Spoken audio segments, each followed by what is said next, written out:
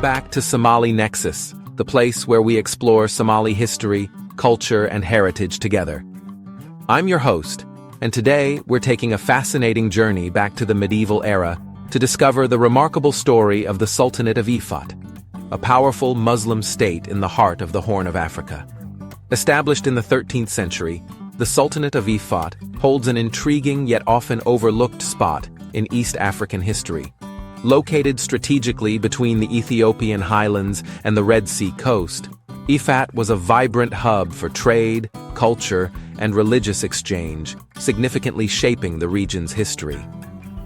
In this episode, we'll uncover how Ifat rose to prominence, becoming a magnet for merchants, scholars, and warriors. We'll discuss its central role in spreading Islam throughout the region and how religious scholarship flourished under its leadership. We'll also explore the complex relationships Ifat maintained with neighboring states, including its intense rivalry and occasional cooperation with the Christian kingdom of Abyssinia. You'll meet historical figures like Sultan Umar Walashma and Sultan Sa'ad ad-Din II, leaders whose actions shaped the fate of their people and whose legacies still echo today. We'll visit the Sultanate's bustling markets, vibrant cities, and impressive fortresses, which reflected the wealth and sophistication of medieval Somali society.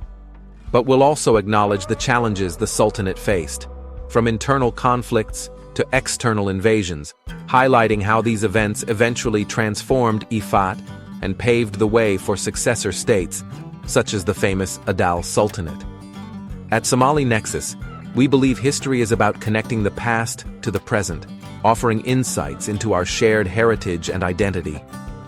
Understanding Ifat isn't merely about revisiting history. It's about recognizing the resilience, strength, and enduring spirit of Somali culture. So, grab a seat, settle in, and join me on this exciting exploration of the Sultanate of Ifat. Remember to subscribe, follow us on your favorite platforms, and share your thoughts online. Your historical adventure begins now on Somali Nexus.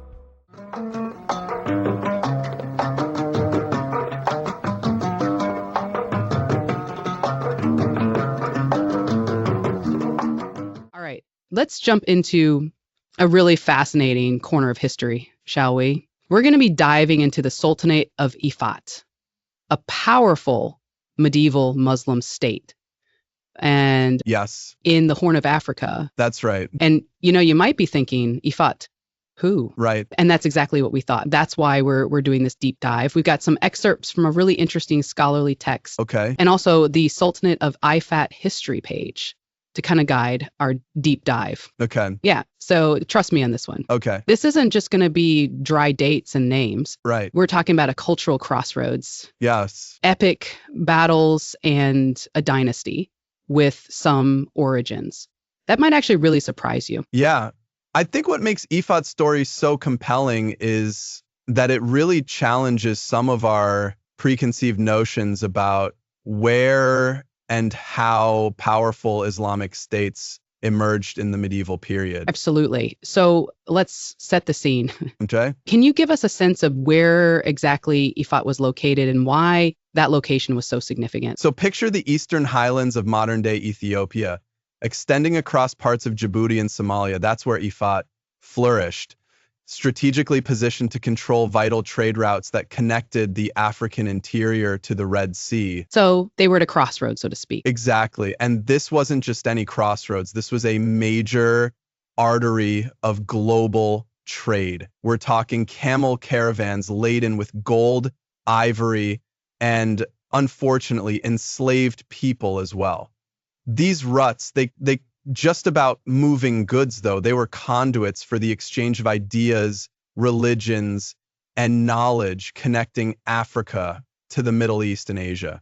So Ifat was a real melting pot. Yeah, very much so. Whenever I think of powerful medieval empires, I usually think of Europe or the Middle East. But here we have this sophisticated state thriving in Africa, right at the heart of global trade networks, which is which is really interesting and makes you kind of rethink those traditional narratives of history, doesn't it? It certainly does. And what's even more intriguing is that the dynasty who founded Ifat, the Wallachma dynasty, they weren't originally from Africa at all. Really? Where were they from? They actually originated from the Arabian Peninsula, thousands of miles away. Wow, that's incredible. It's kind of a fish out of water story, isn't it? You know, a dynasty traveling across continents to establish this powerful state. How on earth did they manage to do that? Well, their Arabian origins were very crucial to shaping Ifat's identity. They brought with them a strong Islamic faith, administrative expertise, and really established connections to the broader Islamic world. These connections helped them to integrate into existing trade networks and draw support from other Muslim powers. So they weren't just starting from scratch. Not at all. They brought a whole toolkit of knowledge and experience with them. Exactly. And it makes you wonder, what was life actually like in Ifat?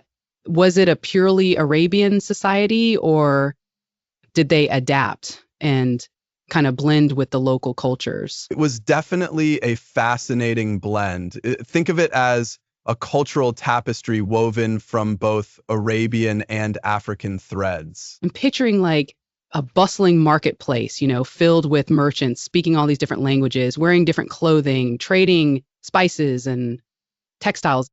It is. You're not far off. The Wallachma dynasty. They adopted Arabic as the official language of administration, and this streamlined their governance and strengthened ties to the Islamic world. But their society also incorporated local customs and traditions. They weren't interested in just imposing their culture. They were more focused on building a strong and inclusive state that could really thrive in that diverse environment. That's really interesting. It's a very different approach than the way we often think about empires, you know, trying to impose their ways on the conquered peoples. It sounds like they were pretty savvy rulers. They were, yeah. And in fact, one of their early leaders, Sultan Umar Wallachma, he significantly expanded the Sultanate's territory. We're talking key regions like Shiwa, Duaro, and Bal. And he even incorporated territories of the Afar people, a nomadic group who lived in the region.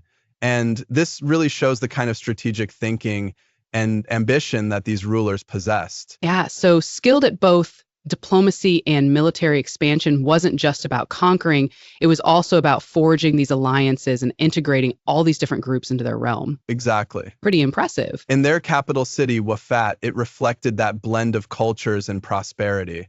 Nestled in fertile plains with abundant water resources, Wafat was a bustling hub for trade and cultural exchange. What was life like in Wafat? Were there like towering mosques and bustling marketplaces? Absolutely. Imagine a city with beautiful architecture, blending Arabic and African styles, mosques where scholars debated theology, lively marketplaces just overflowing with goods from across the known world. People from all walks of life were drawn to Wafat. Merchants, scholars, travelers, all contributing to its vibrant atmosphere. So it sounds like a real melting pot, a place where, you know, all these different cultures and ideas were colliding and mingling and creating something really unique. Absolutely, a very dynamic place. However, this flourishing city and the Sultanate's growing influence also brought challenges. Ifat's rise led to recurring conflicts with neighboring kingdoms. I'm guessing those neighboring kingdoms weren't too keen on seeing this powerful Muslim state emerging on their doorstep. You're right. The motives behind these conflicts were complex. They were often intertwined. But one major factor was the clash of faiths, if its neighbors were predominantly Christian. And this religious difference really fueled tensions and rivalries. Right. So we have a recipe for conflict brewing here. We've got a rising power, a strategic location. You've got cultural differences. You've got religious tensions.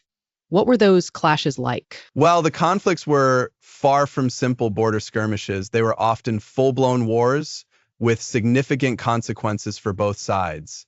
One notable adversary was the Ethiopian Empire, led by a very powerful and ambitious emperor named Amda Seyon the First. I am Amda Seyon the First. I'm sensing a dramatic showdown coming here.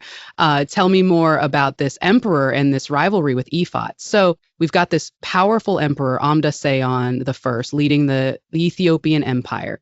What was his beef with Ifat? Was it purely a religious clash, or were there other factors at play? Well, while religious differences undoubtedly fueled tensions, the situation was far more nuanced than just a simple clash of civilizations. You see, Amda Seyon the First, he had this vision of a unified, powerful Ethiopian empire, and he saw Ifat's growing influence as a direct challenge to his ambitions. So it was a power struggle with religion, kind of adding fuel to the fire. Exactly. Ifat controlled those vital trade routes we talked about, which brought them considerable wealth and influence. And Amda Seyon likely recognized the strategic and economic importance of these routes. He sought to bring them under his control. And it makes you wonder, were there any attempts at like diplomacy or peaceful coexistence between these two powers, or was it just all-out war from the start? There's evidence to suggest that both sides did engage in diplomatic maneuvers and even formed temporary alliances at times. You know, medieval politics, it was rarely black and white, and shifting alliances were often a way to maintain a balance of power. But these periods of relative peace were often punctuated by outbreaks of conflict fueled by territorial disputes, competition for resources, and of course, those underlying religious tensions we talked about. So it was like a game of chess. Yes. With both sides making these strategic moves and trying to outmaneuver each other. What were some of the key moments or turning points in this conflict? Well, Amda Seyon the First, he launched several military campaigns against Ifat throughout his reign. One particularly notable campaign took place in the 1330s when he led a large army into Ifat's territory, aiming to crush their resistance and solidify his control over the region. This Amda Seyon the First on the first guy sounds pretty intense. Oh, he was a formidable leader, known for his military prowess and his unwavering determination, for sure. His campaigns against Ifat were brutal. They were marked by fierce battles and quite devastating sieges. It's hard to imagine the scale of these conflicts. Were they just like small skirmishes, or were we talking like huge armies clashing on the battlefield? Oh, we're talking thousands of soldiers on each side, armed with swords, spears, bows and arrows, even war elephants in some instances. Chronicles from that time, they describe these scenes of intense fighting with both sides suffering heavy casualties. So not for the faint of heart. No. How did Ifat manage to withstand these assaults from a much larger and seemingly more powerful empire? Well, Ifat's strategic location in the Eastern Highlands, it provided them with natural defenses, which made it very difficult for invading armies to penetrate their territory.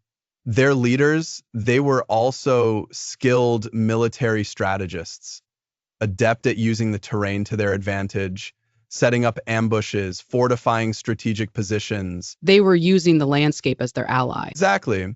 They also had a well-trained army, including a strong cavalry force that could quickly respond to threats and harass enemy supply lines. Plus, they had cultivated alliances with various nomadic groups in the region who provided them with additional manpower and resources. That sounds like they were punching above their weight, so to speak. Yes, holding off this much larger opponent through a combination of military skill, strategic thinking, and shrewd alliances. Did they ever go on the offensive, though? Did they ever try to push back against the Ethiopian Empire? Oh, they did launch counterattacks and raids into Ethiopian territory, aiming to disrupt their enemies' advances and secure resources. But their primary focus does seem to have been on defending their core territory and maintaining their control over those vital trade routes. Makes sense. Why risk overextending yourself when you have a strong defensive position and control over such valuable economic resources? But all this constant warfare must have taken a toll, even on a resilient state like Ifat. You're absolutely right. While Ifat managed to withstand Amda Seyon's initial onslaught, these ongoing conflicts, They placed a significant strain on their resources and manpower. It's like this constant drain on your energy and strength. So even though they were winning battles, they were kind of losing the long game in a way. In a sense, yes. And this brings us to another crucial aspect of Ifat's story, their internal dynamics. While facing external pressures from the Ethiopian Empire, they were also dealing with internal challenges that would ultimately contribute to their downfall. Internal challenges? What kind of challenges are we talking about? Was it like political infighting, succession crises, that sort of thing? You hit the nail on the head. Power struggles within the ruling dynasty, rivalries between different branches of the family, and conflicts with regional governors. All of this weakened Ifat's unity, and it really damaged their ability to present a cohesive front against external threats. Ah, the classic problem of a house divided against itself. It seems like a recurring theme throughout history, doesn't it? Empires rise to great heights, only to be brought down by these internal conflicts and power struggles. And it's a tale as old as time. And in Ifat's case, these internal divisions, they made them increasingly vulnerable to that persistent pressure from the Ethiopian Empire. So a combination of external threats and internal weaknesses set the stage for Ifat's eventual decline. I'm guessing this is where things really start to unravel for them. You're right. And to understand the final chapter of Ifat's story, we need to introduce you to another key figure in this historical drama, Emperor Yeshak I of Ethiopia. Okay, a new emperor enters the scene. What was Yeshak I like?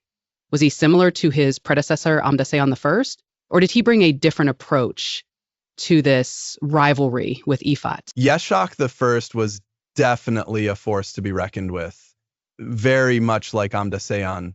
He was also a skilled military leader and ambitious, in his goals for the Ethiopian Empire. But perhaps what set him apart was a certain ruthlessness and a determination to break Ifat's power once and for all. So he wasn't content with just containing Ifat. He wanted to eliminate them completely as a threat. That seems to have been his goal. Yeah. Yeah. He saw Ifat's control over those crucial trade routes as a direct challenge to Ethiopian dominance in the region. And he was willing to use any means necessary to achieve his objectives. That doesn't sound good for Ifat. What happened next? Well, sensing Ifat's growing vulnerability due to their internal struggles, Yeshak seized the opportunity.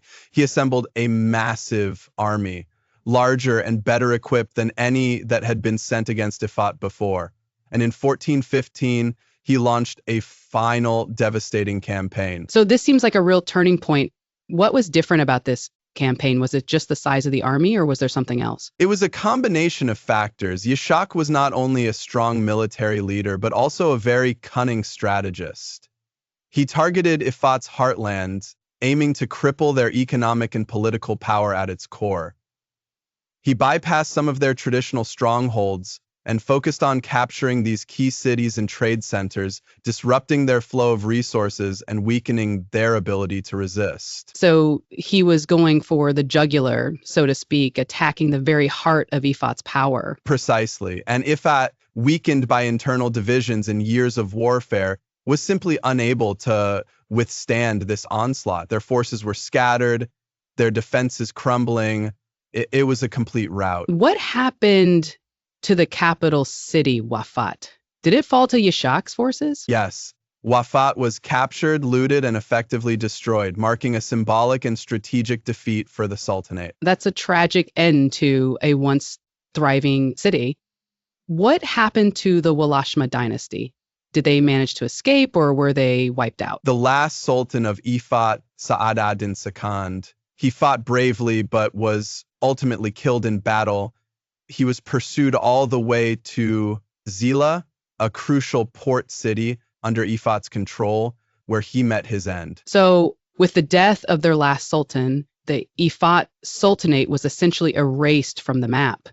It's a stark reminder that even empires that seem invincible can crumble and vanish, isn't it? It is. Ifat's story is a testament to the cyclical nature of power, the rise and fall of empires, and the enduring impact of both internal and external forces on a state's destiny. But even though the Ifat Sultanate was gone, its legacy didn't just disappear, right? We talked earlier about their influence on trade and culture. Did any of that survive their fall? Absolutely. Ifat's impact on the Horn of Africa extended far beyond their political dominance. Their role in promoting trade and cultural exchange had a lasting impact on the region. Remember how they adopted Arabic as an official language and fostered connections with the broader Islamic world? Right. They were a bridge between different cultures. Precisely. And those connections didn't just disappear when the Sultanate fell. The cultural and religious influences they fostered continued to shape the region for centuries to come. Think of the mosques and libraries they built, the scholars they attracted, the trade networks they helped to expand. All of this left an indelible mark on the cultural landscape of the Horn of Africa. So, in a way, their legacy lived on through the cultural and religious transformations they helped to set in motion. What about the Adal Sultanate?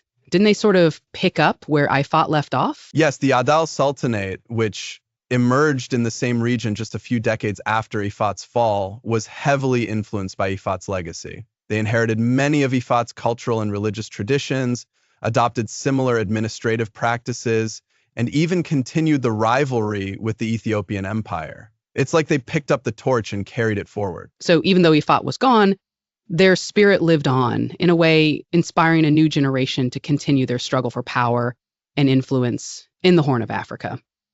It makes you wonder if the leaders of the Adal Sultanate saw themselves as heirs to Ifat's legacy, consciously trying to emulate their predecessors. It's a fascinating question, and while we can't know for sure what was going through their minds, it's certainly plausible that they drew inspiration from Ifat's achievements and sought to recreate their success. Well, we've covered a lot of ground today, haven't we? We started with this seemingly obscure sultanate, and we've uncovered a story of ambitious rulers, bustling trade networks, cultural crossroads, epic battles, and an enduring legacy that continues to shape the Horn of Africa to this very day.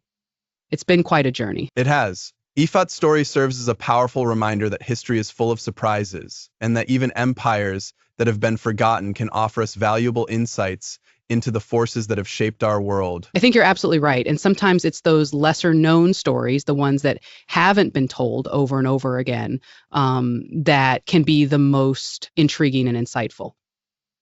I couldn't agree more. There's always more to discover, more layers to uncover, and more connections to make when we delve into the rich tapestry of history. Well, hopefully our deep dive into the Sultanate of Ifat has sparked your curiosity to learn more about this fascinating period in African history. Who knows what other hidden gems are waiting to be unearthed. Keep exploring, keep questioning, and keep those minds curious. Until next time, happy diving.